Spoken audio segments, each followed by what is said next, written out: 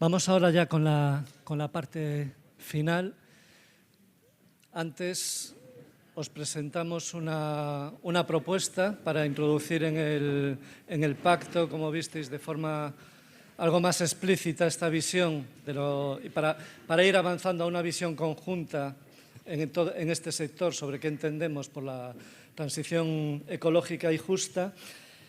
Y para avanzar en esa propuesta que hicimos, pero también para avanzar en esa visión, pues he pedido a amigos porque además de que han sido ya compañeros y son compañeros de trabajo y son, bueno, pues he pedido a la Fundación Atelier ITD que dinamizase esta sesión, junto además con la Fundación 11, que está aquí Marian, que además es como decía antes, también la fundación que nos ha ayudado en Fundaciones por el Clima a ir poniendo un poco ese foco dentro del pacto en la transición ecológica.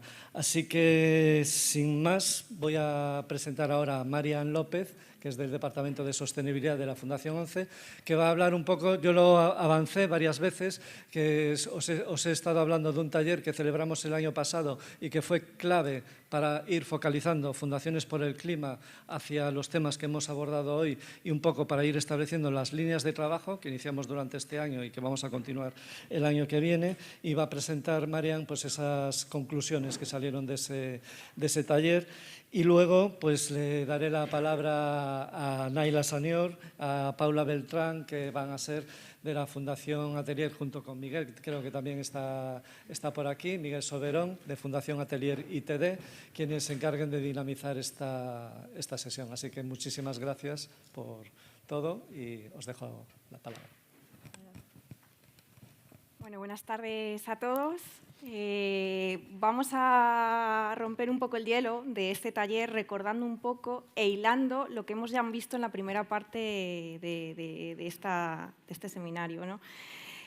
No sé si recordáis que, bueno, tanto José como Carla Bonino, también jefa del Departamento de Sostenibilidad de Fundación 11, han propuesto una modificación en el Pacto de Fundaciones por el Clima, sobre todo para incluir esa transición ecológica justa, ¿no?, inclusiva, equitativa, que no deje a nadie atrás, ¿no?, que quizás en muchos sectores se está olvidando, ¿no?, se está viendo toda una parte más tecnológica, más industrial, y se está dejando a las personas, que realmente pues es lo importante, ¿no?, que es que seamos el centro. Entonces, bueno, hilando esto, vamos a presentar las conclusiones del grupo de discusión del informe de 2024, que ya en esas dos talleres que tuvimos se estuvo tratando el tema de la transición justa. O sea, es algo que ya llevamos hablando no unos meses, sino mucho tiempo, largo y tendido, y es algo que es verdad que tiene que generar un debate, porque cada uno tenemos nuestra visión de la realidad y todas son válidas, ¿no? Pero tenemos que intentar unir esos hilos y esas sinergias que es imprescindible. Entonces, bueno, el 30 de noviembre ya del año pasado, ya casi hace un año, desde Fundaciones por el Clima, muchos de vosotros estuvisteis en esa reunión, que os recuerdo, se realizó un taller presencial para debatir cómo abordar la transición ecológica y justa en el sector fundacional.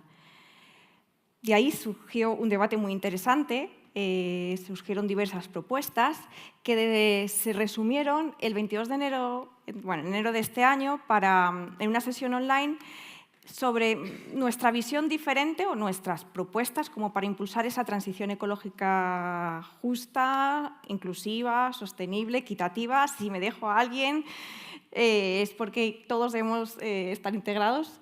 Y es lo que vamos a ver ahora, esas conclusiones de la sesión. La primera pregunta que trabajamos en esos talleres y que va a servir como de nexo para también el taller que vendrá a continuación fue cómo integrar la transición ecológica y justa en las fundaciones de manera holística. Entonces, se generó un debate muy intenso, pero hubo como tres principales conclusiones, ¿no? La primera de ellas fue incorporar los tres ejes, tanto la mitigación, la adaptación y la transición justa, para que la transición justa tenga que ser inclusiva, ¿no? Es imprescindible, desde luego, hablando de cambio climático, la mitigación, o sea, parar de emitir tantos gases de efecto invernadero, adaptarnos, porque la realidad es que, aunque paremos de emitir, ya hay unos efectos, ya hay unas consecuencias que nos están afectando a todos y hay que adelantarnos antes de que esos efectos sean más negativos. Pero la principal y la que nos va a llevar a este taller, a abrir este taller, es que esa transición sea justa, o sea, que no se piense desde todos los ámbitos la realidad de la sociedad, ¿no? Otra conclusión que salió de esta pregunta fue que quizás deberíamos aprovechar las especificidades del sector fundacional. Nosotros somos un poco diferentes, ¿no? A una empresa que puede ir a objetivos, sí, a largo plazo, pero va con objetivos a corto plazo y objetivos económicos, ¿no? Tenemos que aprovechar la flexibilidad fundacional, la libertad, la acción a largo plazo y el margen a la hora de tomar riesgos, ¿no?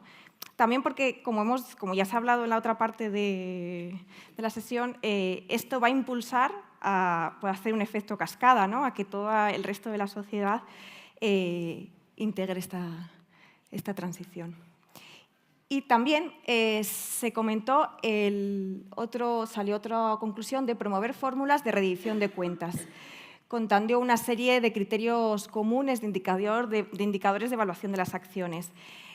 Es imprescindible que todo se mida, ¿no? Porque es la única manera de que eso que se está trasladando e informando se sepa de una manera que es información veraz, ¿no? Entonces, quizás esa fórmula de rendir cuentas, que bueno, suena un poco mal, ¿no? Pero bueno, de mostrar esos resultados, esos avances, pero no solo de palabras, sino con hechos objetivos, ¿no? Puede ser importante para integrar esa transición justa. Hubo otra segunda pregunta en ese debate, que era qué pasos debe dar una fundación para abordar la transición ecológica y justa y qué dificultades nos encontramos, ¿vale? A la hora, porque al final es un reto complicado, ¿no? Entonces, la primera conclusión que salió fue identificar retos concretos. La importancia de esto es, sobre todo, pensamos integrar retos concretos para integrar esa parte de la sociedad escéptica con la transición ecológica y justa, pero también, aunque no seamos escépticos, también si decimos cómo empezamos, hay que poner algún reto puntual, porque si nos vemos todo el zoom, no sabemos por dónde empezar. Entonces, es mejor empezar por algo, un reto concreto, y integrar esa sociedad escéptica y ir avanzando poco a poco, aunque se piense que es despacio, pero se va avanzando. Este punto es súper importante, el segundo, el de cambiar la cultura de organización y promover nuevos liderazgos. Si no nos lo creemos desde dentro, no se va a transformar nada. Entonces, eso se tiene que interiorizar y se tiene que creer desde arriba, pero también puede haber liderazgos desde abajo que puedan comunicar al resto de compañeros o de colegas, ¿no? Esa necesidad de esa transición, ¿no? O sea, es un bottom-up, desde arriba abajo y de abajo arriba. Y luego, quizás también salió tener una herramienta de autodiagnóstico, porque esto hila mucho con la identificar retos concretos. Hay muchas fundaciones, muchos de nosotros, que podemos ir más avanzados y otros por otras condiciones un poquito, un poco más lentos, ¿no? Entonces, la dificultad de enfrentarte a un papel en blanco es brutal y quizás una herramienta de autodiagnóstico que te permita realizar una evaluación y un seguimiento para ver cómo estás y para que todos esos grupos de la sociedad estén incluidos puede ayudar mucho, ¿no? Fueron los 3 puntos principales, conclusiones que salieron de esta pregunta. Y luego, la última pregunta que trabajamos en ese taller fue cómo contar y entender la transición ecológica y justa de manera sistémica. Es decir, bueno, ya que estamos nosotros haciendo, transformándonos internamente, por decirlo así, ¿cómo lo comunicamos y cómo que eso haga un efecto cascada también para la sociedad? Bueno, pues los que seáis de comunicación esto lo sabéis mucho mejor que yo, trabajar el lenguaje y los relatos es imprescindible, sobre todo porque hay una jerga, por decirlo así, en el ámbito, hay mucha nomenclatura científica y que cuesta, ¿no? Que hay veces que se peca también muchas veces porque piensas que el de enfrente lo sabe, de hablar de una manera que no todo el mundo tiene que saber. Entonces, tenemos que adaptar ese lenguaje e ir poco a poco, pues que la sociedad vaya entendiendo términos más relacionados con el medio ambiente, ¿no? pensando así, haciendo un símil, como pasó en la crisis del 2008, que todos nos volvimos economistas, ¿no? Que todos ya sabíamos toda la nomenclatura, ¿no? Otro punto importante es promover la formación y sensibilización. Es que es imprescindible. Tanto formar, porque lo que no se conoce no existe, o sea, si no lo sabemos, por mucho que nos concienciemos, es que no lo sabemos por desconocimiento, y sensibilizar. Entonces, en el tercer sector tenemos una gran capacidad para la sensibilización y la formación y creo y consideramos que es importante que lo aprovechemos. Y por último, es este espacio en el que estamos todos nosotros. Crear espacios de diálogo y escucha, imprescindible para avanzar. Las alianzas. En esta transición climática o energética, como todas las transiciones que se llamen, ¿no? O otros problemas ambientales que tenemos que estar unidos. Y ese diálogo y esos espacios de diálogo y escucha son imprescindibles porque aprendemos a ver las dificultades del de enfrente que quizás no nos estamos dando cuenta, ¿no? Entonces, de esa manera, estando todos unidos, podemos lograr y conseguir esa transición ecológica y que sea justa, pero justa en el ámbito más amplio de toda la palabra, ¿no? Entonces, nada, doy paso a mi compañera Paula, de Fundación Atelier. Pues hola, buenos días. Me pongo aquí. Bueno, pues como comentaba Xose, somos Naila y Paula de Fundación Atelier ITD y vamos a estar facilitando este espacio de diálogo que viene a continuación, que hemos llamado de manera muy amplia, que son las transiciones ecológicas justas. Bueno, el taller en sí tiene dos objetivos. En primer lugar, lo que queremos es explorar un lenguaje común entre las fundaciones que os encontráis aquí sobre las transiciones justas. Ya lo han comentado también en la introducción esto muy claramente tanto Carla como Xose. Y el segundo objetivo sería también entender cómo las distintas fundaciones pueden contribuir en este contexto de las transiciones justas. Tenemos dos partes del taller. Vamos a hacer ahora, entre Naila y yo, vamos a hacer un primer planteamiento de partida con una presentación breve en la que vamos a tratar de empezar a hablar de transiciones justas de una manera un poco acordada o consensuada. Y después pasaremos a una dinámica de diálogo que inicialmente íbamos a hacer en grupos, pero finalmente hemos decidido mantener así en plenario con todas las personas que estáis aquí. Así que bueno, vamos a ello. Vale. Bueno, pues lo primero que hay que decir cuando hablamos de transiciones justas y cuando nos preguntamos qué entendemos por transiciones justas, lo más básico de todo es que no es un concepto unívoco. No existen definiciones únicas de qué son las transiciones justas y, por el contrario, es un contexto complejo, es un contexto en el que existen múltiples voces, es un contexto, además, en continua evolución, ¿no? Entonces, es complicado dar una definición de qué son las transiciones justas. Pero si nos permitís aquí, para un poco el fin de este planteamiento inicial, vamos a utilizar la definición con la que trabajamos en Atelier ITD sobre las transiciones justas para pues poder empezar a conversar y también para que esto sea una invitación a que después en el diálogo pues la cuestionemos, la complementemos y la pongamos un poco a prueba. Entonces, nosotros diríamos que la transición justa es un enfoque para un proceso estratégicamente planificado que garantice el camino hacia la descarbonización, pero se aleje de las prácticas perjudiciales, especialmente hacia aquellos colectivos más vulnerables. Vale, una idea que creo que es bastante patente en esta definición y que nos gusta mucho colocar desde Atelier es la cuestión de la intencionalidad. Las transiciones se dan en muchos contextos, se dan por muchos motivos, pero es importante aquí entender que para introducir el factor de la justicia en las transiciones es necesario que sea un proceso intencional, que sea un proceso deliberado. Y esto puede ser una cuestión muy básica, pero creo que puede estar muy en la raíz de las conversaciones que vamos a mantener a continuación. Vale. Bueno, haciendo un poquito de retrospectiva, sin detenernos tampoco mucho, el concepto de transiciones justas, o el concepto de transición justa en aquel momento, surge en la década de los 70, de la mano de movimientos obreros y sindicales que empiezan a dialogar en ese momento con grupos ecologistas que están empezando a plantear con más fuerza reclamos para el medio ambiente. Y en este contexto lo hacen para asegurar los derechos laborales de personas y comunidades trabajadoras. Y este es el primer momento en el que oímos hablar de transición justa.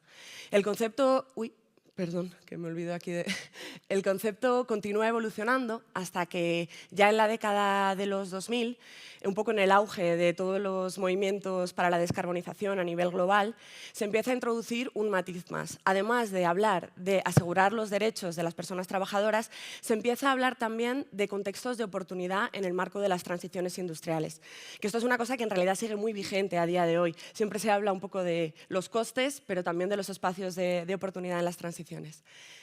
Y sin detenernos mucho más, hay muchos matices que se podrían dar, pero por no extendernos mucho, si llegamos a la actualidad, cuando hablamos de transiciones justas, hoy en día, realmente nos encontramos que por lo menos en los foros que conocemos y que manejamos, que las transiciones pues, van más allá de lo que se consideran las transiciones industriales, más allá de lo laboral, más allá de la descarbonización en sí misma, y empiezan a traer análisis más complejos, que operan a nivel de territorio, que operan a nivel de los grupos de población, pero ya no solo en su acceso a empleo, sino también en sus formas de vivir, de consumir, de producir, ¿no?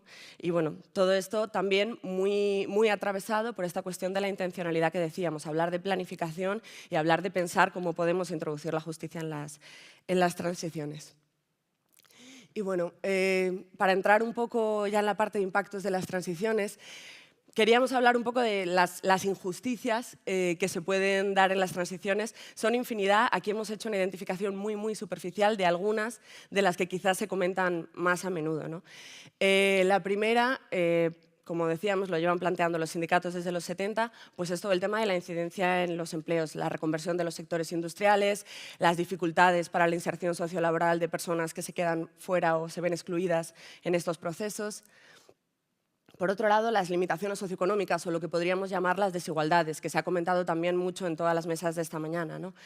Cómo las transiciones afectan de manera muy diferente según quién seas y de dónde vengas, ¿no? Que esto es una cosa obvia, pero no tan obvia. O sea, hay que seguir teniéndolo en mente y hay que seguir reflexionando sobre ello para que no se nos escape. Los desequilibrios territoriales, que son otro de los grandes bloques que siempre hablamos, las transiciones desplazan los polos de actividad y bueno, pues pueden contribuir tanto a procesos de despoblamiento como a procesos de saturación demográfica en otras áreas, ¿no?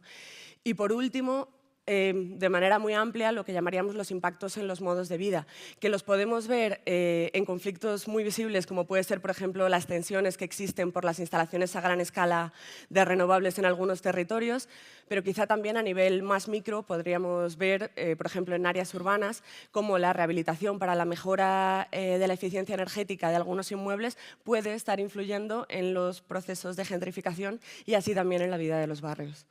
Y bueno, estamos seguras de que luego en los grupos, bueno, no en los grupos, en este grupo van a salir muchas más, ¿no? Pero bueno, esto es como una primera introducción. Y os llevan a Ayla.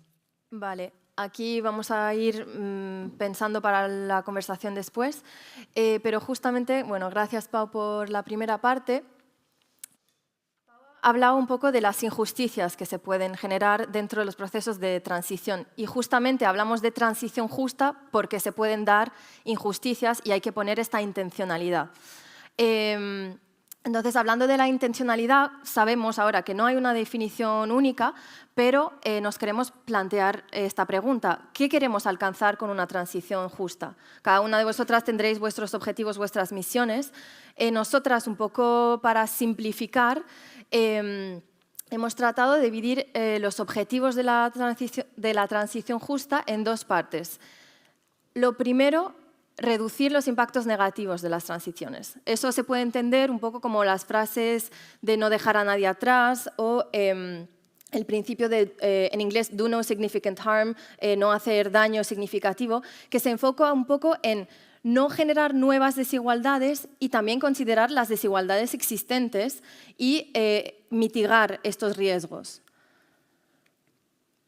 Pero, por otro lado, no es solo que hay que considerar la transición como algo, como un peso que hay que soportar y que hay que sufrir mientras pasa, sino también la segunda pata que proponemos del objetivo de las transiciones justas es amplificar estos efectos positivos, es decir, reforzar a las personas y a las comunidades para que puedan aprovechar las oportunidades de la transición y no soportar como si fuera algo impuesto sobre ellas, sino ser agentes de un cambio.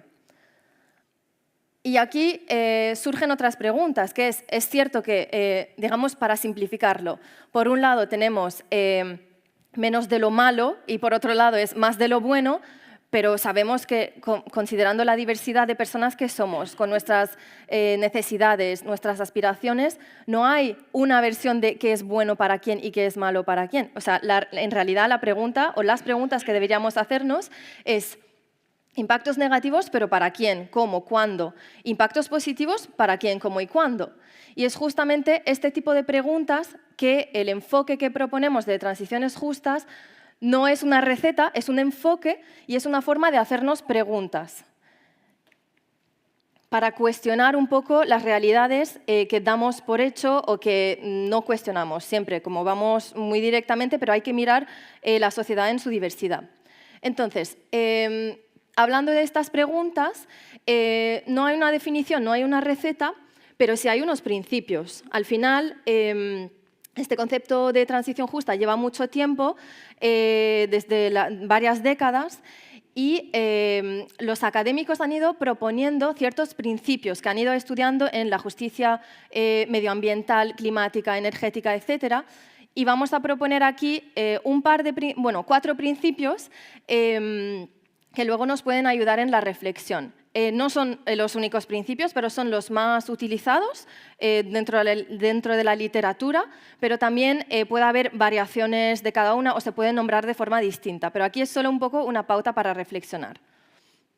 El primer principio es la justicia basada en el reconocimiento. La pregunta que se hace es ¿a quién afecta y cómo? Que era la pregunta que pusimos antes. Esto plantea reconocer las necesidades diversas de las personas, no considerar a las personas como un bloque unificado que a todos vale todo lo mismo y también mirando en las dos patas de lo positivo y lo negativo, entender quién sufre de qué, pero quién se puede beneficiar de qué en una misma situación. El segundo principio es la justicia procedimental. Plantea la pregunta ¿quién participa y cómo? En las transiciones hay muchas decisiones que se están tomando todo el rato y no muchas personas están involucradas en esta toma de decisión. Y no es solo quién está en la mesa por un tokenismo así de representación, sino cómo se están tomando estas decisiones, cómo se dividen las funciones, cómo se divide el poder en esta misma mesa de toma de decisión. El tercer principio es la justicia distributiva. Plantea la pregunta de cómo se distribuyen los costes y beneficios. Está muy bien reconocer y distribuir un poco la palabra o los roles en la toma de decisión, pero también luego a la hora de decidir los costes y beneficios, aquí hay que considerar que las distintas personas, no todas las personas pueden soportar un mismo coste o un mismo beneficio. Y no es solo considerar a las personas más en situaciones de vulnerabilidad que no soporten un peso demasiado grande, pero también las personas que somos más responsables de ciertos daños, digo somos porque como tenemos una huella de carbono más grande, por ejemplo, también tenemos más responsabilidad. Y finalmente, la justicia. Aquí el nombre todavía está un poco en discusión, restaurativa o regenerativa, que también en la literatura puede tener otros nombres, plantea la pregunta, ¿cómo se reparan las injusticias pasadas y se regeneran las oportunidades? Este principio es un poco más sistémico, en el sentido de que mira un poco las injusticias más estructurales, que se han llevado históricamente con mucho tiempo y que no tienen una respuesta única, pero cuando hablamos de transición, no es solo transición de yo voy a tener un panel solar o lo que sea, sino mi lugar en la sociedad también es cuestión de reparar la agencia que tenemos, la dignidad de ciertas personas que no han tenido un lugar, la solidaridad entre comunidades que han sido un poco tensadas. Entonces es un poco un concepto más sistémico que suele ser el más difícil de alcanzar. Estos principios que veis se pueden considerar como casi peldaños dentro de una escalera donde el reconocimiento es un mínimo, es una base para poder avanzar, para poder participar, poder distribuir y regenerar. Pero también tampoco se pide que todos seamos top en todos estos principios, porque también se pueden considerar facetas o dimensiones dentro de ciertos proyectos que podamos tener todas. Podéis tener ciertos principios que trabajáis más activamente, que trabajamos, y otros menos, pero no pasa nada, es como una dirección, unos principios que podamos empezar a seguir para, como proponía José para esta conversación, tener un lenguaje común para poder hablar de lo mismo. Entonces, aquí, hilando con lo que decía Marian al principio, y no me voy a alargar, la idea es empezar a pensar sobre el rol de las fundaciones, nuestro rol en estas transiciones, que queremos un poco aplicar o poner en marcha estos principios.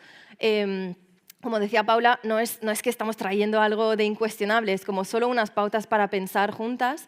Y voy a dar unas pinceladas sobre las posibilidades que podemos tener, que seguramente ya estáis haciendo en vuestros trabajos o que pueden dar como unas ideas para ir más lejos. Antes de entrar en el diálogo, que finalmente vamos a tener un espacio aquí y vamos a tener unas preguntas para guiarnos. Podemos trabajar en la investigación en la intersección de lo social y ambiental y parar de separar los dos. Podemos trabajar en la asesoría a políticas públicas para asegurar que estos principios están transversalizados. Lo mismo que las personas que trabajan con temas de género están transversalizando el enfoque de género en todas las políticas públicas. Incidencia política para amplificar la voz de las personas que no tienen lugar normalmente en estas mesas de decisión. Este es el segundo principio de representación. La financiación, asegurar que cuando se financien proyectos tengan unos criterios para transversalizar este enfoque. La facilitación de alianzas multisectoriales entre distintos ámbitos, que es lo que trabajamos desde Atelier ITD mucho y del ITD UPM, y entonces es un poco equivalente a cruzar estos ámbitos que no se cruzan. La divulgación, que decías, que es muy importante, Marian. ¿Por qué es importante? Porque muchas personas nos dicen que no saben exactamente cómo es. Pues al final probablemente estáis ya trabajando en muchas cosas que forman parte de estos principios, pero al ponerlas como un ejemplo ya se imaginan. Como decía Javier, el equipo de Hope, ¿no? Hay que poner imágenes. Apoyo a los colectivos vulnerables, esto es un poco más reducir los costes de las personas que no consiguen pagar esta factura, que decía Cristina Robledano antes. Y la colaboración internacional, porque aquí estamos en el contexto del norte global y es cierto que pensamos en nuestros colectivos, pero también hay que pensar en este alcance que tenemos mundial, en nuestras cadenas de valor, en todos los impactos que la transición ecológica puede tener en la extracción de metales en no sé dónde, en Bolivia, para traer nuestros coches eléctricos. O sea, en realidad tenemos un alcance mucho más allá de lo que pensamos con nuestros paneles solares, etcétera, que asociamos con la transición, ¿no? O sea, tenemos una huella muy grande que hay que pensar. Y con esto me paro y la idea es que, bueno, vamos a tener una conversación. No traemos algo fijo, como decía Paula, queremos que esto sea una conversación entre todas y, bueno, está bien que seamos no muchos, antes queríamos hacer grupos, ahora os vamos a proponer reflexionar sobre estas preguntas que en un momento voy a comentar y nos pondremos un poco, intentemos en círculo para vernos las caras. Un segundo, ahora aviso el caos generalizado. Entonces eso, la idea es tener un hilo de conversación donde podamos hablar y sobre todo, primero reflexionar sobre vosotras, con quiénes estáis trabajando, haceros las preguntas que hemos planteado en los principios. ¿Cómo creéis que la transición afecta a los colectivos con quienes trabajáis? ¿Positiva o negativamente? Porque hay que reconocer también las oportunidades.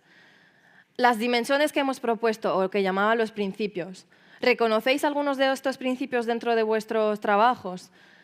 ¿Falta atención a ciertos principios que podéis reforzar? Y de los ejemplos, ¿tenéis algunos ejemplos, como decíamos, poner imágenes sobre lo que hablamos de la transición justa, que puede ser tan abstracta? ¿Tenéis algunos ejemplos que compartir aquí de estrategias concretas, de políticas, de proyectos que tenéis? ¿Y cómo se podría incorporar a estas iniciativas buenas, imperfectas, en marcha, los principios que planteamos? Y por favor, cuestionemos las cosas, hagámonos las preguntas, no nos encerramos en estos principios. Si hay 5 o 10, no nos importa. Lo importante es unas pinceladas para empezar la conversación. Dicho esto, Pau, ¿quieres añadir algo? No. Genial. Gracias. Muchas gracias. Entonces, vamos a pasar a la parte de conversación, el caos generalizado. Vamos a intentar mirarnos las caras y hacer un círculo lo más cerca posible. Perdón.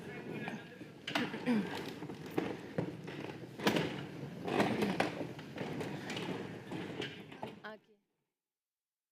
Pequeño el círculo, ¿eh? El círculo es más pequeño de lo que pensáis.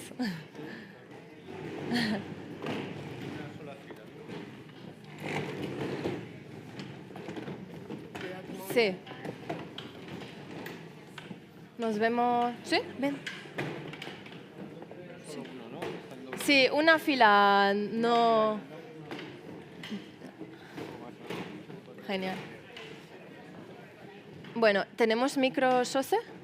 Sí. Ay, perdón, María. Ah, uy. Uy, la está a punto de liar. Hola. Sí. Hola. Sí, sí, sí. Vale, estamos, bueno, aunque posiblemente no necesitaríamos micro, pero ya que hemos formado solo un grupo, estamos grabando. Vamos, si alguien tiene un inconveniente que lo comente, pero además esta grabación nos puede ser muy útil para luego realizar una devolución tanto a los que estamos aquí como a los que no han venido. Así que... Vale. Fenomenal. Cogemos... Ah, está... Sí, vale, eso para nosotras. Estamos, sí. Los tres no necesitan. Vale. Realmente, o sea, podemos también abrir un poco, no sé cómo quieren empezar o cómo queréis empezar, ¿no? Nosotras traemos nuestra propuesta, pero... Sí, la idea es un poco eso. Tenemos estas preguntas para lanzar el diálogo, pero os queremos invitar primero a reflexionar sobre lo que acabáis de escuchar y empezar por la pregunta que os llama más. Y un poco José nos había dicho que nos gustaría alcanzar un lenguaje común aquí.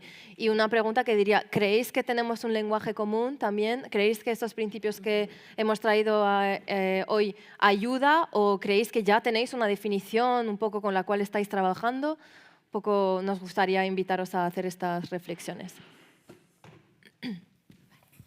Pues bueno, yo soy Conchi Piñeiro de FUEM y me ha gustado mucho la presentación. De hecho, cuando estabais planteando los principios, estaba en mi cabeza pensando lo que yo me pregunto a mí misma muchas veces, que es, desde este enfoque de esperanza activa, qué es lo que quiero ver que va a pasar en el futuro, ¿no? Que es por qué sí merece la pena pensar en disfrutar del futuro, ¿no? ¿Qué va a haber ahí, ¿no? Y para mí algo muy fundamental es la reparación del colonialismo, ¿no? Que está además ahora muy en boga. Y entonces, en ese sentido, viendo un poco lo que planteabais, una cosa que nosotras usamos mucho, que es la perspectiva feminista interseccional, usamos mucho la rueda de la interseccionalidad. Porque, claro, una de las cosas que pasa cuando tú le dices a la gente que no se quede nadie atrás, usa conscientemente tu poder, ¿no? Compártelo, distribúyelo. Pero claro, si uno de los problemas que hay con el poder es que cuando lo tengo no soy consciente de ello. Es que me atraviesan, ¿no? Nos atraviesan las dinámicas de poder y entonces somos... nos dificulta ver en qué tenemos privilegios respecto a otras personas, ¿no? otros territorios, otros colectivos. Entonces, yo creo que, pues por aportar, creo que es muy importante la rueda de la interseccionalidad para poder identificar realmente dónde tengo privilegios y qué hago con ellos.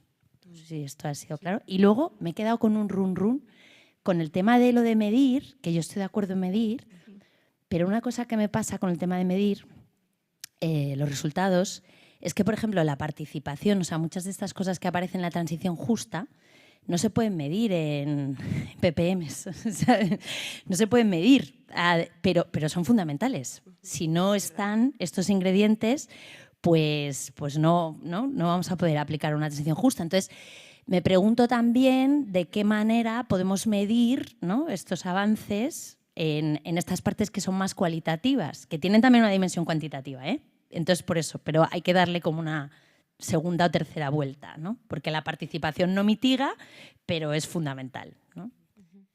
Gracias, Conchi. Si alguien quiere comentar algo sobre...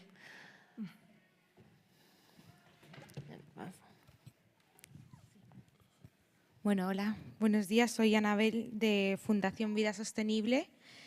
Y nada, un poco en la línea en lo que ella decía, sí que es verdad que nosotros desde la Fundación tenemos programas de pobreza energética y en cuanto a eso sí tenemos el foco en colectivos vulnerables, pero también estamos un poco a abrir la vera más allá de las reparaciones del colonialismo, por ejemplo, cómo esas prácticas se pueden seguir llevando a cabo bajo el nombre de la transición.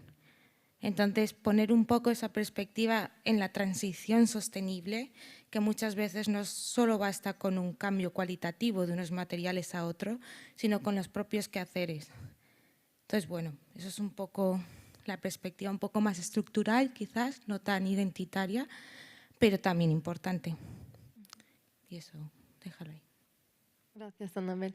José, también si interesa para Fundaciones por el Clima como pacto un poco llegar a ciertas conclusiones, tú puedes guiar también estas conversaciones. Sí, no, yo lo que estaba pensando cuando estabais haciendo la exposición era, y desde la perspectiva de Fundaciones por el Clima, porque hay 280 fundaciones, dicho así muy coloquialmente, cada una de su padre y de su madre. Yo veo a Conchi, veo educación, veo sensibilización, veo a Olga, emprendimiento, rural.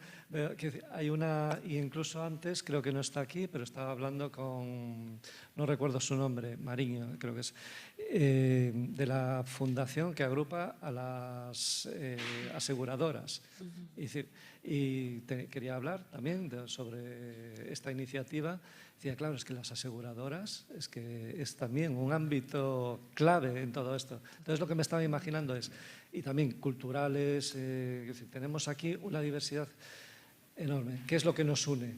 ¿No? Un poco, y cuando estabais haciendo la presentación me estaba imaginando cómo podemos hacer ahí una especie de mapa de la transición, o como queramos llamarlo, en la que todas podamos decir, bueno, pues nosotros estamos aportando porque tenemos el conocimiento, tenemos el valor y estamos aportando aquí. ¿Y cómo podemos seguir haciendo un mapa que tengamos esa visión en un sector que se repite mucho en la asociación? Es un sector que representa más del 2% del Producto Interior Bruto, que las cifras son grandes. Pero ¿qué es lo que nos une como sector?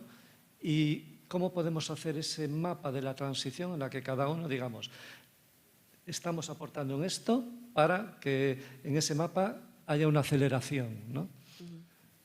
Es un poco abstracto a lo mejor lo que estaba comentando, pero creo que esto, en el fondo, y sobre todo en una iniciativa como Fundaciones por el Clima, es a lo que más vueltas le estamos dando, ¿no? Sí, o sea, creo que una manera quizá de poder ayudarnos a aterrizar un poco esto es si hablamos un poco de la segunda pregunta que os planteábamos sobre si identificáis en estos principios que comentábamos, ahora mismo los identificáis en las acciones de vuestras fundaciones, o sí o no, pero bueno, un poco por ver también cómo está siendo vuestro trabajo ahora, para completar un poco ese mapa que comenta José, que creo que podría ayudarnos a centrar la conversación.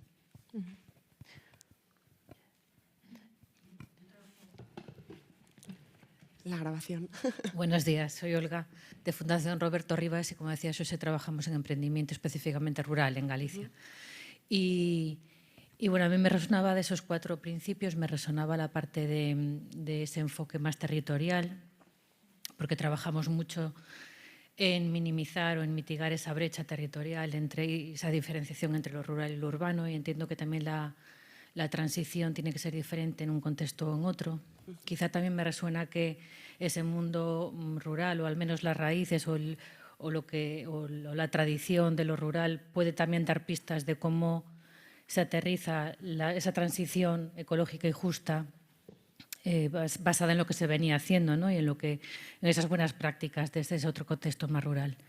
También en esos 4 pilares que decíais, o principios que decíais al principio, la parte de apoyar a la transición en los empleos también tiene que ver mucho con nosotros, porque creo que va a haber un cambio muy grande en cómo se trabaja, en qué es lo que se pide, y en los perfiles, y en las capacitaciones, en las competencias personales de las personas. Y quizá también en esos modos de vida, ¿no? Que eso lo conecto con lo que decía antes, esos modos de vida rurales quizás sean más sostenibles o más conectados o más conscientes que los que a lo mejor tenemos en las ciudades, ¿no? Esas son las tres cosas que venía pensando. Y me parece importante que cada una de las entidades, de las fundaciones, así como cada una tiene su carácter o su especialización, ¿no? Quizá tenemos también que reflexionar de cómo se aterriza esa transición ecológica en cada uno de nuestros ámbitos, que va a ser diferente y podemos extraer buenas prácticas dependiendo de si hablamos de educación y si hablamos de colectivos vulnerables o si hablamos cómo se aterriza la transición en cada uno de esas visiones o perspectivas, ¿no? Efectivamente, tú estabas hablando un poco cuando Paula estaba presentando estas injusticias que pueden surgir y cómo se pueden paliar. Y la segunda parte, cuando hablamos de estos principios, en realidad son principios muy genéricos que tú los puedes coger y los puedes aplicar tanto en el sector público, privado, fundacional, da igual. Son principios un poco que guían y que te hacen preguntas. Entonces, también aquí para esta conversación la pregunta es ¿estáis yendo en esta dirección más o menos? Vosotros, al parecer que sí, hay una cierta direccionalidad o intencionalidad, como decía Paula. Entonces sería interesante ver cómo todo el sector fundacional puede ir en esta dirección, porque al final estamos aquí, Fundaciones por el Clima, por una razón, las transiciones ecológicas justas, que es la intersección, y muchas podemos trabajar en ciertas cosas, pero no en otras, pero juntas podemos asegurar que hay una direccionalidad y que eso da más fuerza.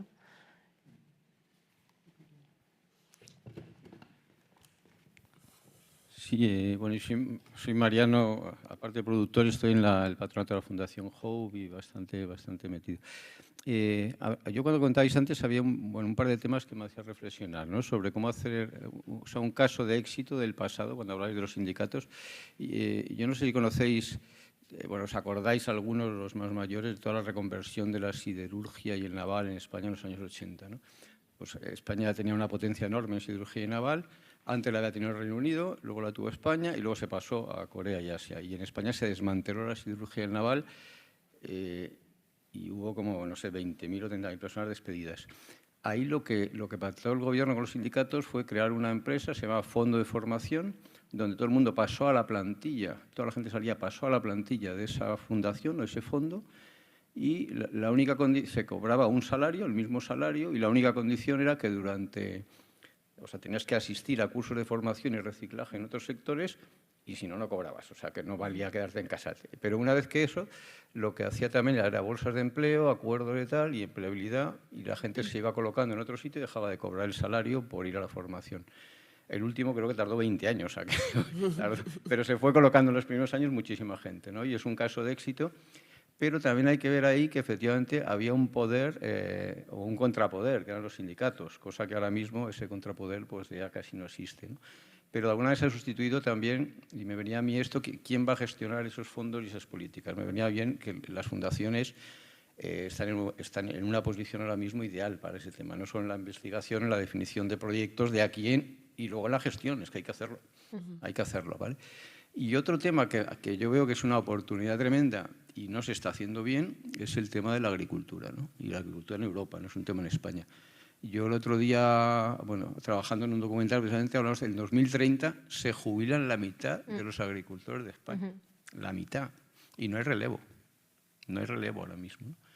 Y están enfadados porque encima no les da la vida. Nadie quiere ser agricultor y no es un problema de España, es de Europa. Y la PAC tiene miles de millones y no está funcionando, ¿no? Entonces, ese tipo de retos, es decir, qué pasa con lo rural y qué pasa con nuestros agricultores y qué pasa con nuestra comida, con nuestra salud, con los precios que pagamos, o sea, qué pasa con muchas cosas, ¿vale? Entonces, yo creo que hay retos enormes por no hablar de la inmigración o hablar de otros temas, ¿no? Gracias, Mariano. ¿Alguien quiere comentar sobre algo de vuestro rol como fundación en esta dirección? ¿Creéis que tenemos un lenguaje común en base a a estos principios? O sea, cuando decís siempre la transición ecológica justa, ¿creéis que habláis de lo mismo con otras personas o incluso dentro de vuestros equipos? Dentro de nuestros equipos es importante también esto. Nosotros en Atelier TD llevamos meses intentando abrir el concepto y hacer presentaciones colectivas para empezar a entendernos, y siempre es que es un concepto ético también, en realidad. Es un concepto de la justicia, o sea, es demasiado grande, lleva miles de años siendo definido y no vamos a llegar a una cosa única, pero me pregunto, porque no hay una definición al uso, entonces cuando usáis este concepto, es gigante en realidad como concepto, y en realidad hay que desgranar y ir como viendo en los detalles qué quiere decir en cada uno de los casos que presentáis. ¿Quieres comentar? Hola, yo soy Cristina de Fundación Educo. No, es muy breve, simplemente decir que yo creo que no existe un lenguaje común. Yo en mi experiencia, ni siquiera al interior, por ejemplo, de mi organización existe un lenguaje común. Y yo creo que dada la enorme variedad de fundaciones, de tipo de organización que formamos la iniciativa, creo que esa podría ser una línea de trabajo quizá. El ir profundizando, ¿no?, en lo que es, bueno, pues la definición de conceptos, al menos en nuestra iniciativa, y bueno, hacer un esfuerzo de compartirlos, de interiorizarlos, etcétera, etcétera, porque la verdad es que yo veo, es que es una variedad tremenda, es que desde grandes fundaciones de banca o empresariales hasta, bueno, cooperación internacional, ámbito rural, entonces yo creo que podría ser una línea de trabajo para el futuro. Sí. En Gato Verde os hemos abierto todas las webs de vuestras fundaciones para buscar información para hacer nuestro trabajo. Entonces, decís que no tenéis un lenguaje común, sí lo tenéis. O sea, desde fuera lo leemos y os leemos a todos los mismos conceptos. Sí. O sea, es que me ha extrañado, por eso os miraba cuando hacíais así que no. Digo, sí, yo leo vuestras webs y ponen en todas transición, sostenibilidad, justicia. Sí. Claro, pero yo cuando lo leo, os leo a todos igual. Yo lo que os animaría un poquito es a comunicar lo que hacéis, porque lo que sí se ve es lo que se hace. Y ahí las fundaciones, en mi opinión, están un poco justas en comunicación. Sí. Hombre, esto es lo que hablábamos de que la definición de transiciones justas no es unívoca, ¿no? Y creo que quizá, muy en línea con lo que dices tú, es interesante aterrizar hacia los ejemplos, que también os lo preguntábamos, ¿no? Si creéis ahora mismo que en los proyectos, en los planteamientos que manejáis desde vuestras fundaciones, si este planteamiento de transición justa está presente y cómo. No sé si alguien quiere traer algún caso en el que creáis, o sea, puede ser también que creáis que lo estáis haciendo muy bien o que creáis que, joder, y si lo hiciéramos en este espacio, qué maravilla sería, ¿no? Sí. Espera el micro, que sí, no en la grabación. Me tengo que ir, así que disculpas, pero quería decir que existe un Instituto de Transiciones Justas. Sí.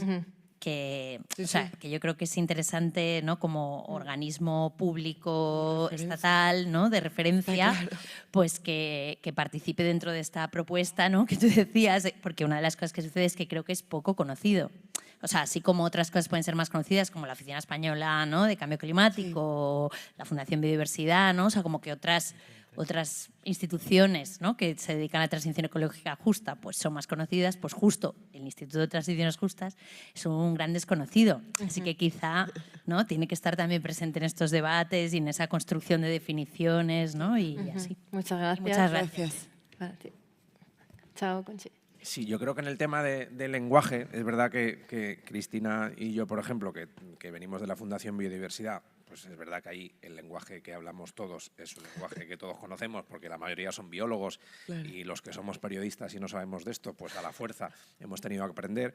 Pero sí me parece relevante que incluso se pueda liderar desde la Asociación Española de Fundaciones o desde Fundaciones por el Clima, el tema del lenguaje porque nosotros mismos, en este foro, en esta jornada de hoy, se ha hablado de transición ecológica y de transición energética pensando que es lo mismo y no es lo mismo. Entonces, esos conceptos que no se tienen por qué saber, pero a la hora de usarlos hay que saber usarlos, sí que es importante que se haga esa labor de estamos hartos de oír la palabra sostenible, sostenibilidad por parte de las empresas en campañas, en anuncios, cuando la palabra sostenible es que perdura en el tiempo y se usa con una facilidad para campañas y para los greenwashing de turno y demás, sin saber exactamente qué es lo que significa y qué implica ese término. Con lo cual sí me parece importante elaborar, llámese un diccionario o lo que sea, de qué significa cada término y qué implicaciones tiene para cada entidad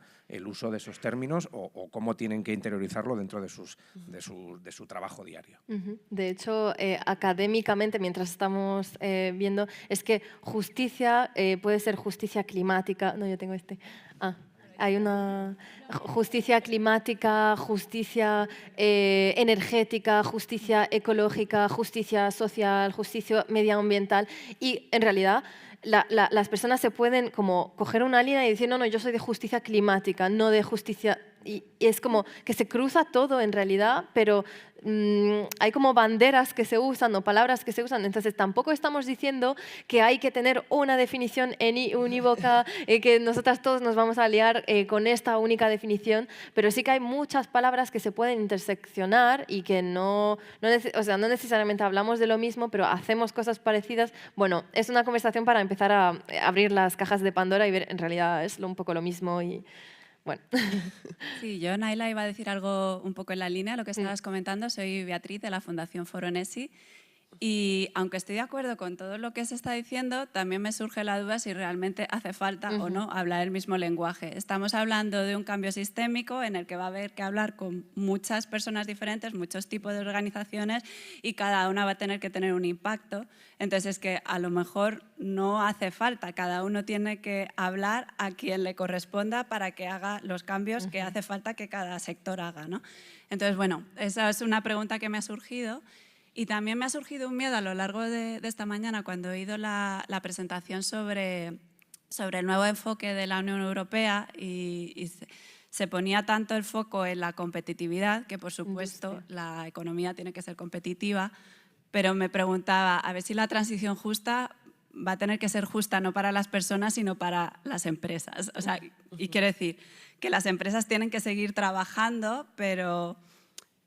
y tienen que seguir creando todo lo positivo que generan para la sociedad, ¿no? Pero ahí digo, a ver si en esta interpretación del concepto de repente perdemos a las personas, sino como la justicia de los sectores o la justicia de una empresa en concreto, que a lo mejor ahí hay cosas que tienen que cambiar o desaparecer, ¿no? Entonces, han sido dudas que me han surgido. Y en cuanto a proyectos concretos, yo trabajo en proyectos que tienen que ver con la transformación de las ciudades. Entonces, surge muchísimo las preguntas sobre la transición justa y sobre a quién estamos teniendo en cuenta, porque antes se ha comentado, pero tú puedes mejorar una ciudad con criterios de sostenibilidad y acabar expulsando a la población. Entonces, ¿cómo tienes en cuenta ese enfoque desde el inicio? Hablabais de la intencionalidad, ¿no? Y lo intentamos hacer mucho desde nuestros procesos, pero también hay dinámicas económicas que hacen que sea muy difícil, aunque lo tengas en cuenta, paliarlo, ¿no? Entonces, nosotros nos encontramos siempre en esa... ¿cómo decirlo? Un poco en esa como lucha interna, ¿no? de querer hacer transformaciones, pero no retrasarla sin dejar demasiado, pero a la vez tienes que tener en cuenta a distintos colectivos para que no acaben generando consecuencias indeseadas. Entonces, bueno, estamos ahí, pero es una continua reflexión.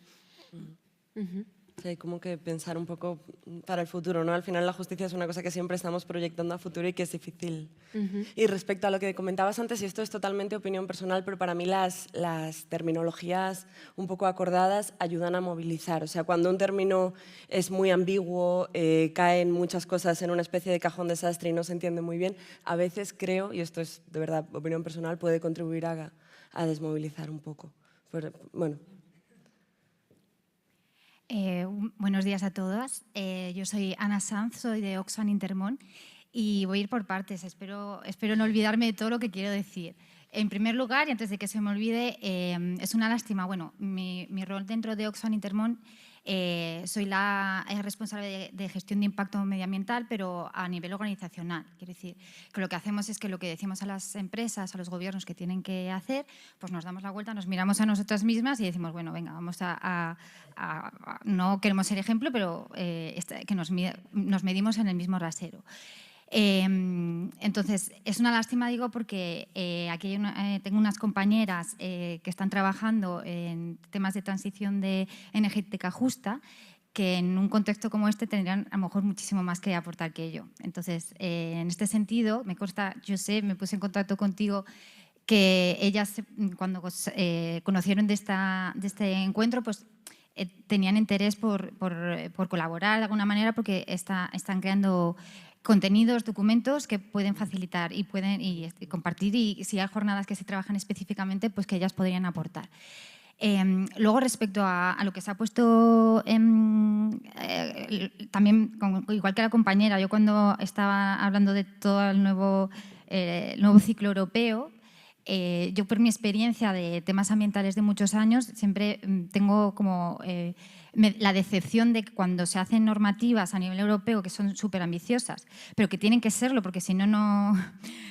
pasó con una de temas de riesgos ambientales que se hizo en el 2007 y bueno, que luego recularon. Había muchas empresas que tenían que hacer esfuerzos por identificar sus riesgos ambientales y al final se quedó en nada. Y tengo miedo de que pues, normativas que están saliendo ahora, como ha pasado con la deforestación, la normativa de deforestación, que reculan, la de reporte reculan, o sea, vamos a la baja, y esto son cosas que preocupan. Y yo cuando he levantado la mano, originalmente era por el tema del conceptos, de ese lenguaje, porque precisamente de mi rol acabo de sacar, bueno, como si fuera, es un documento interno, pero llevo muy poquito, relativamente poco en la organización, y sí que me he dado cuenta que cada persona tenía un concepto, los conceptos básicos de sostenibilidad. Yo ya lo tengo, yo me cambié mi nombre, antes era sostenibilidad ambiental y ahora soy de impacto medioambiental.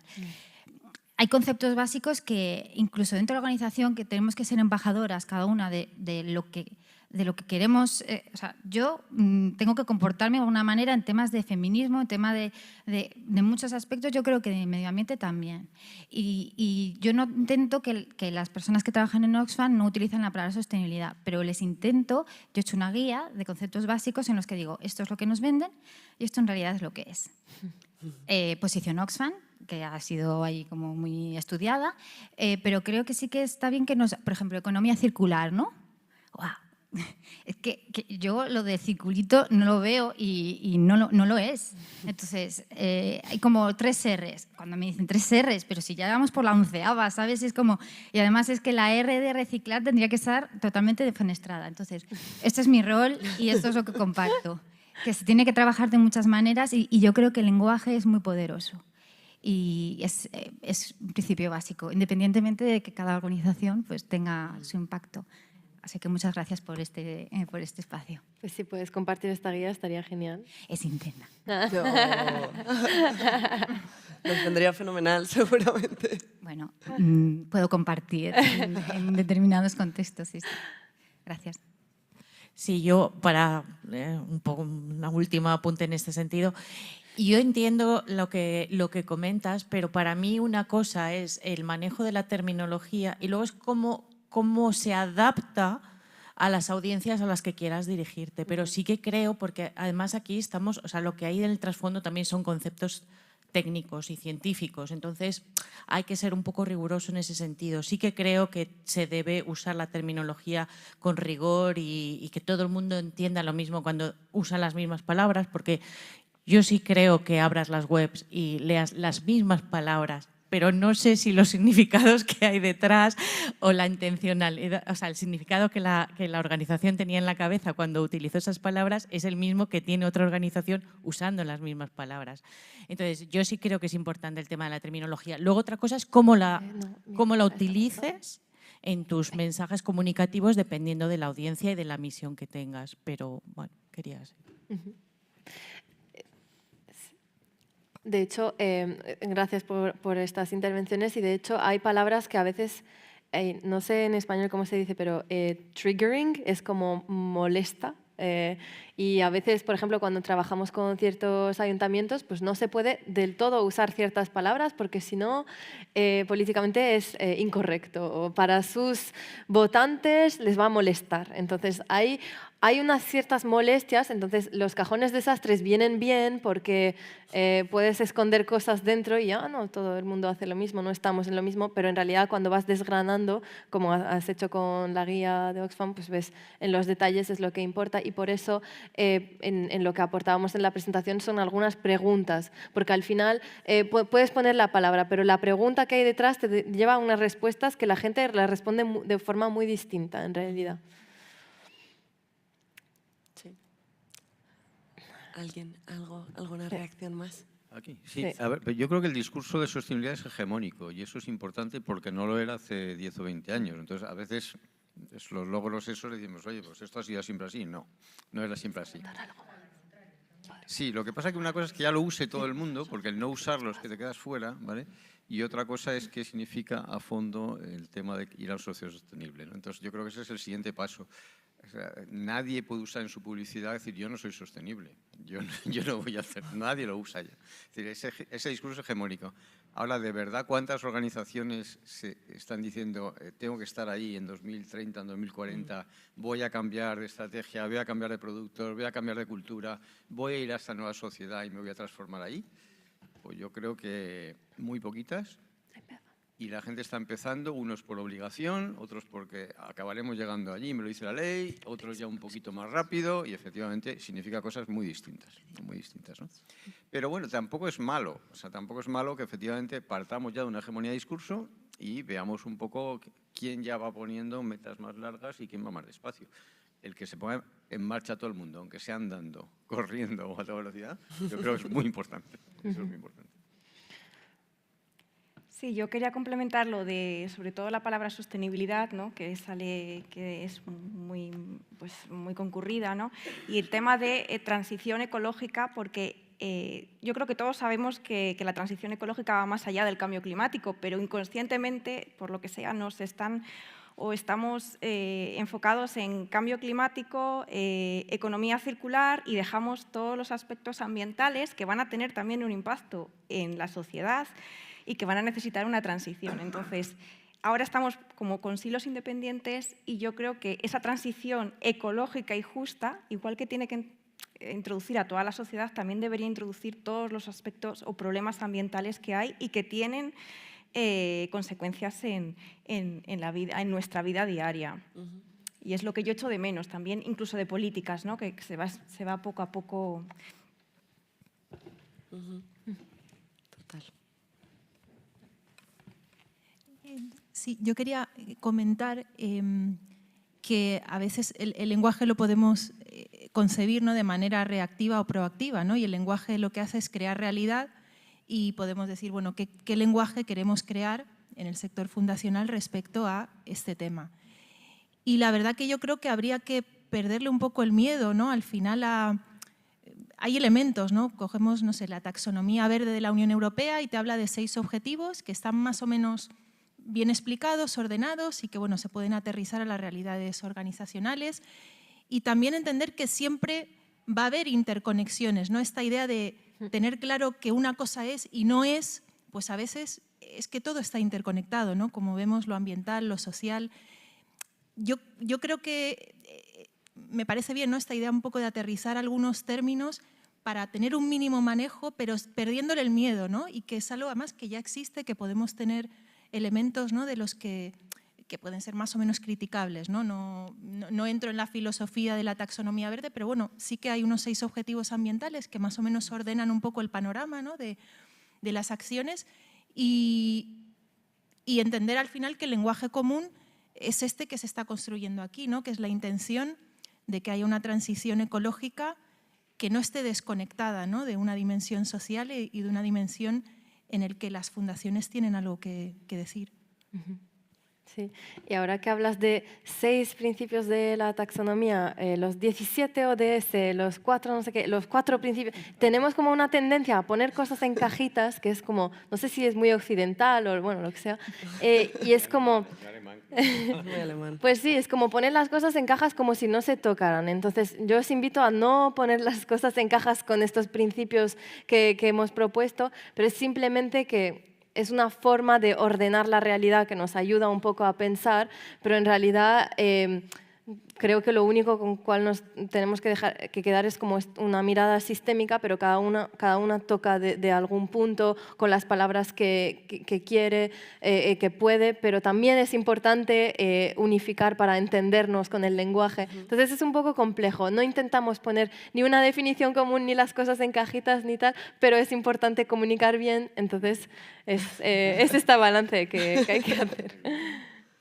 Hemos llevado el debate a la parte que a mí me apasiona, que es el lenguaje, la comunicación. Y yo la experiencia que llevo durante muchos años trabajando en este ámbito es siempre cuando hablamos de esto de qué lenguaje utilizamos o el lenguaje que estamos utilizando, es muy fácil que otros con una intencionalidad muy diferente lo coopten. Y eso es algo... Yo recuerdo cuando empezaba a trabajar en el ámbito con ONGs, en este ámbito de la solidaridad y cómo el término solidaridad se ha cooptado en momentos, incluso se ha, desde las frases, no, solidaridad, no, justicia, eso por un lado, pero otros hablan solidaridad y utilizándolo